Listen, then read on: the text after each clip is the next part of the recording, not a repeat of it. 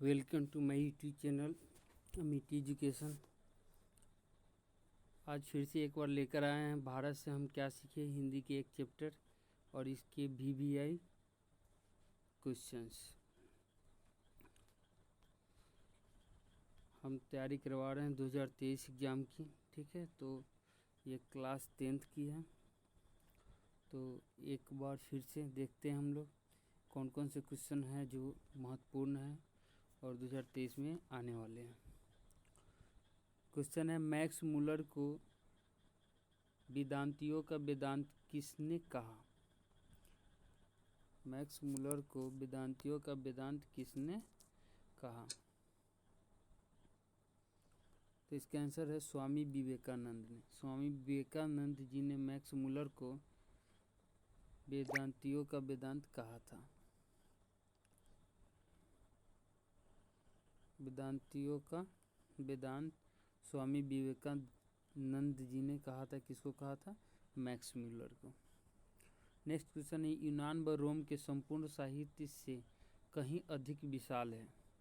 तो हमारा सांस्कृतिक और भाषा साहित्य ये जो है हमारा यूनान के भाषा से विशाल है।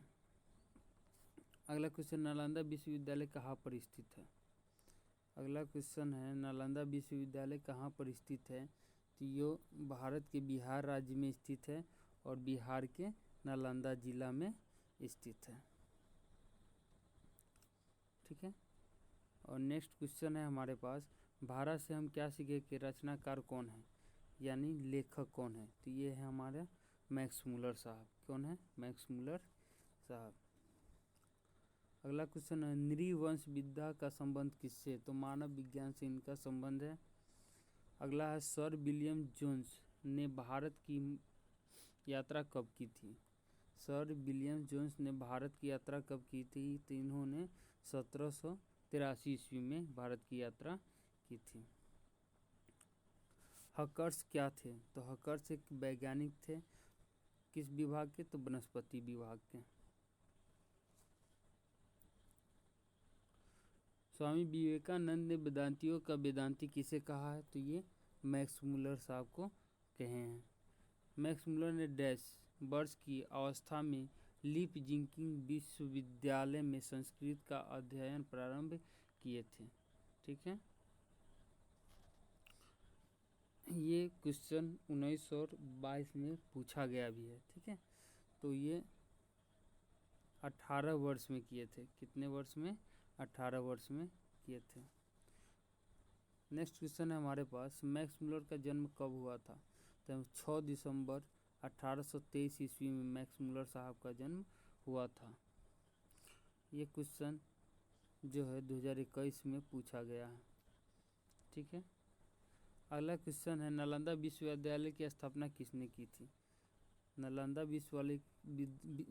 विश्वविद्यालय की स्थापना कुमार गुप्त ने की थी।